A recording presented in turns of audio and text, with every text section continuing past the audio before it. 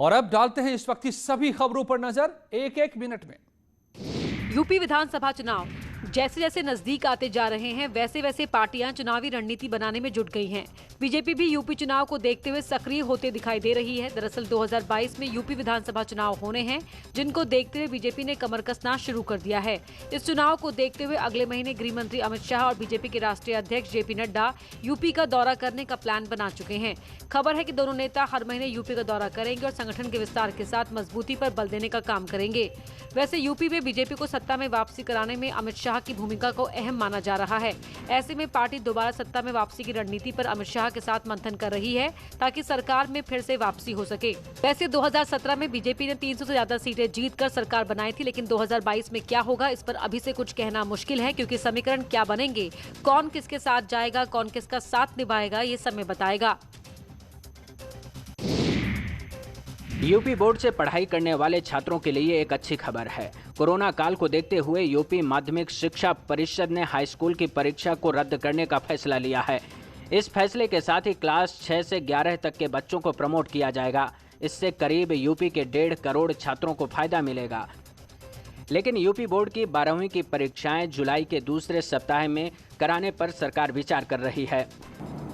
यदि सारी स्थितियां कोरोना संक्रमण की अनुकूल होती हैं, सामान्य होती हैं, तो भविष्य को देखते हुए इस बारे में द्वितीय सप्ताह में जुलाई के 12वीं कक्षा की परीक्षा को कराने का प्रयत्न किया जाएगा। वैसे जिन छात्रों को प्रमोट किया जा रहा है वो तो राहत की सांस ले सकते हैं, लेकिन 12वीं की बोर्ड परीक्षा देने वाले छात्रों को अपनी तैयारी करनी होगी, क्योंकि इस बार 3 घंटे का समय नहीं मिलेगा, बल्कि सरकार ने परीक्षा के समय को घटाकर 1.5 घंटे करने का फैसला लिया है, जिसमें 10 सवालों में सिर्फ 3 का जवाब देना होगा।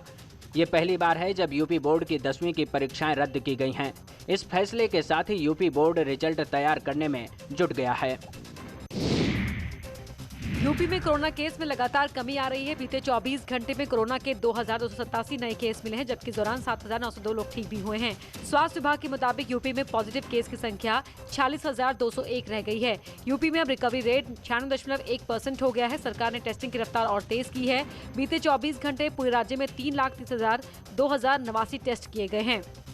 विगत 24 घंटों में संक्रमण के 2,287 नए मामले सामने आए हैं। इसी अवधि में उपचारित होकर डिस्चार्ज होने वालों की संख्या 7,902 है।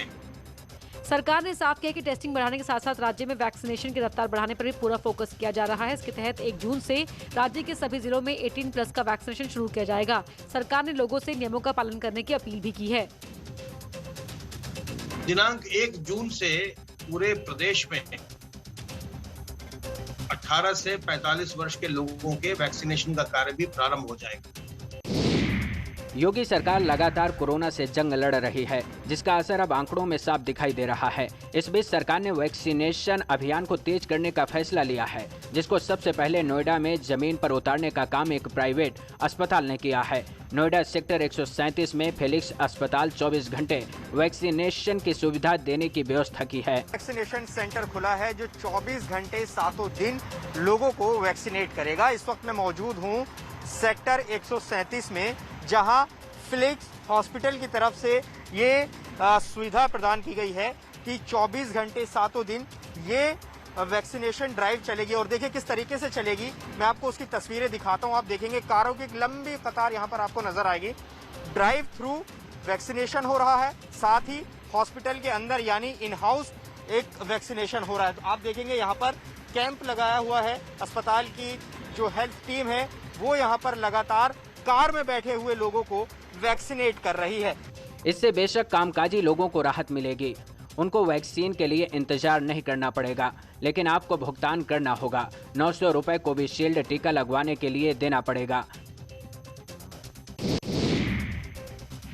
अमेठी सांसद स्मृति ईरानी ने अमेठी के लोगों की मदद के लिए कोरोना से लड़ाई के सामान की बड़ी खेप भेजी है। राहत सामग्री में 1.5 लाख से अधिक मास्क, साबुन, पीपीई किट के साथ 50 से ज्यादा ऑक्सीजन कंसंट्रेटर भेजे गए हैं। इस राहत सामग्री को अमेठी सांसद स्मृति ईरानी ने जिला प्रशासन को सौंपा है। जिला अधिकारी आवास पर भेजा गया ये सामान जरूरत के हिसाब से अमेठी के अलग अलग इलाकों में भेजा जाएगा। वहीं इसके अलावा अमेठी में काम कर रही उत्थान सेवा समिति और अभिनेता अक्षय कुमार की संस्था दैविक फाउंडेशन लंदन की तरफ से बड़ी मात्रा में स्वास्थ्य उपकरण अमेठी प्रशासन को सौंपे गए हैं। उपकरण में कोरोना वॉरियर्स के रूप में काम कर रहे सभी वर्गों का विशेष ध्यान रखा गया है।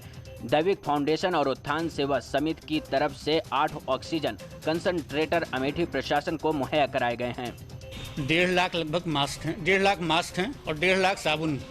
ये दोनों चीज़ें हमारे पीएससी के सीएससी के लिए, पुलिस विभाग के कर्मियों के लिए, स्वास्थ्य कर्मियों के लिए, सफाई कर्मियों के लिए, आशा बहुओं के लिए, आंगनबाड़ी कर्मियों के लिए। देश के साथ ही यूपी में भी टीकाकरण का अभियान काफी तेजी से चल रहा है। वहीं वैक्सीनेशन में गौतम बुद्ध नगर जिले ने एक अहम उपलब्धि हासिल की है। गौतम बुद्ध नगर कोरोना वैक्सीनेशन के मामले में यूपी का नंबर 1 जिला बन गया। अब तक इस जिले में 26% लोगों का टीकाकरण हो चुका है।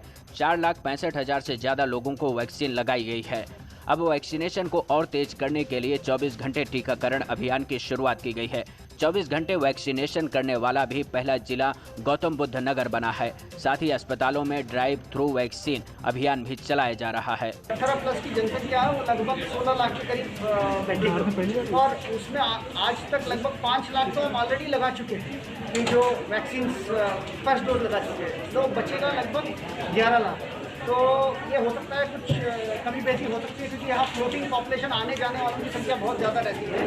और सिर्फ गवर्नमेंट सेक्टर में 15,000 पर डे, हम कल की अगर फिगर बताएं 15,000 पर डे लगाए हैं। इसके अतिरिक्त प्राइवेट सेक्टर में अगर 10 से 15,000 लगा देंगे, आप खुद ही कैलकुलेट कर सकते हैं। अगर दिन में 25,000 लगाएंगे तो 10 लाख तो 50 दिन में हो सकती है।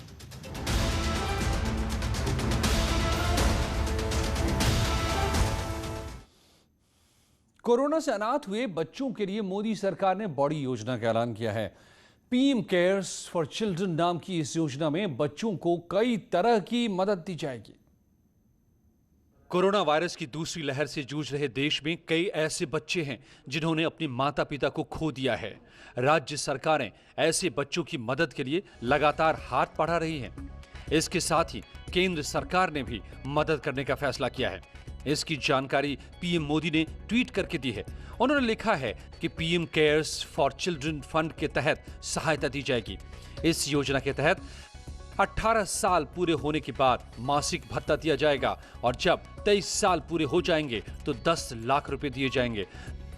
सरकार की ओर से अनाथ बच्चों को मुफ्त शिक्षा दी जाएगी और उनका हेल्थ बीमा भी किया जाएगा।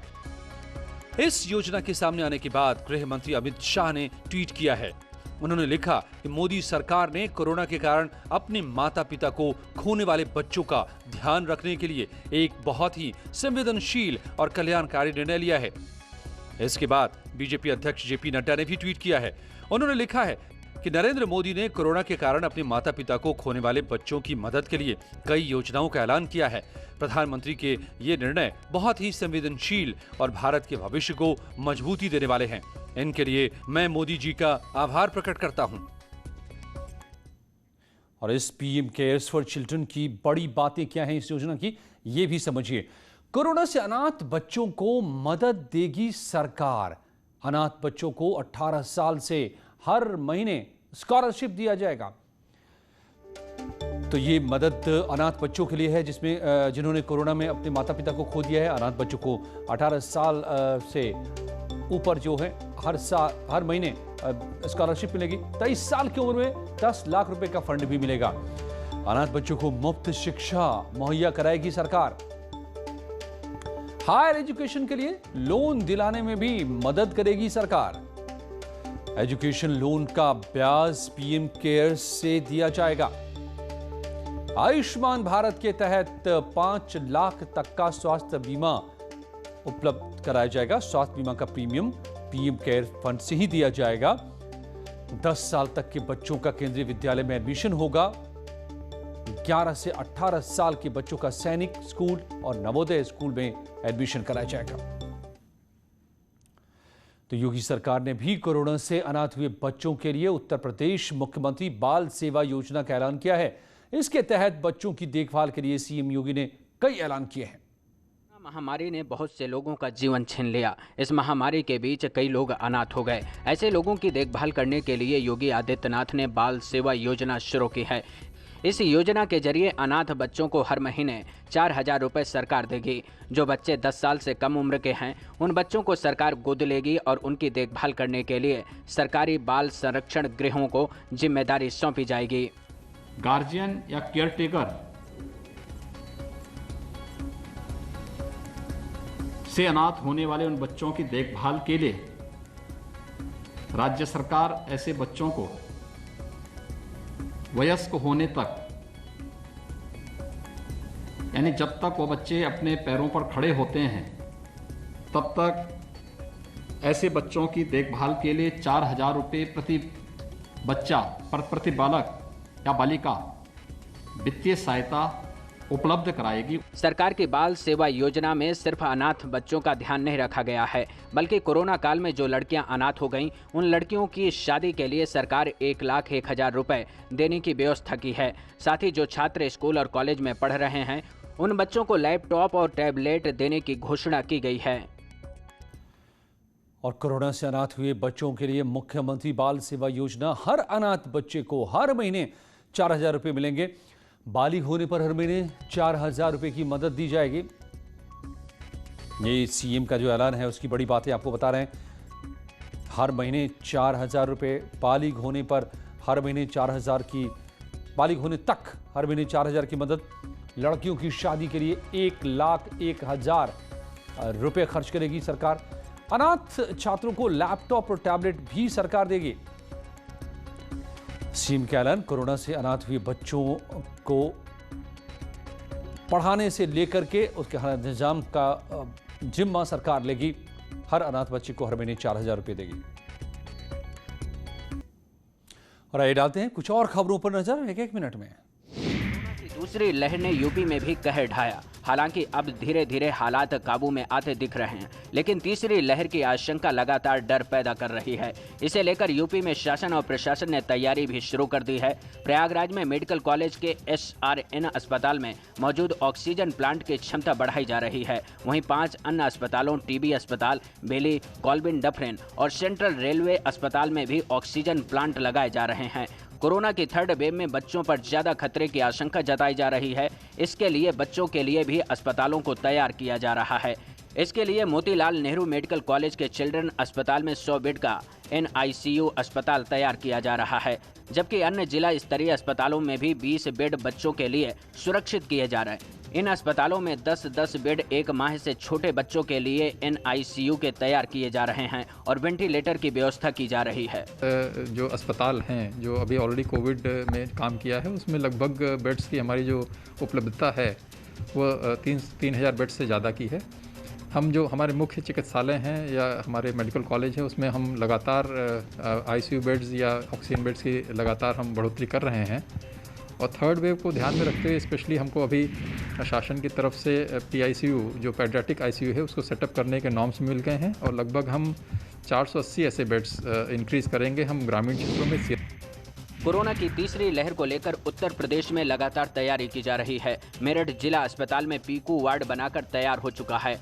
मेरठ के प्यारेलाल जिला अस्पताल में पीडियाट्रिक इंटेंसिव केयर यूनिट बनकर तैयार हो गई। इस वार्ड के हर बेड पर ऑक्सीजन की व्यवस्था की गई है। बच्चों के लिए अलग से वेंटिलेटर्स की भी व्यवस्था की गई है। पीके वार्ड के साथ साथ यहां बच्चों के तीमारदारों के भी रुकने का इंतजाम किया गया है। पीके वार्ड में 10 बेड बच्चों के लिए तो 10 बेड बच्चों के तीमारदारों के लिए भी बनाया गया है।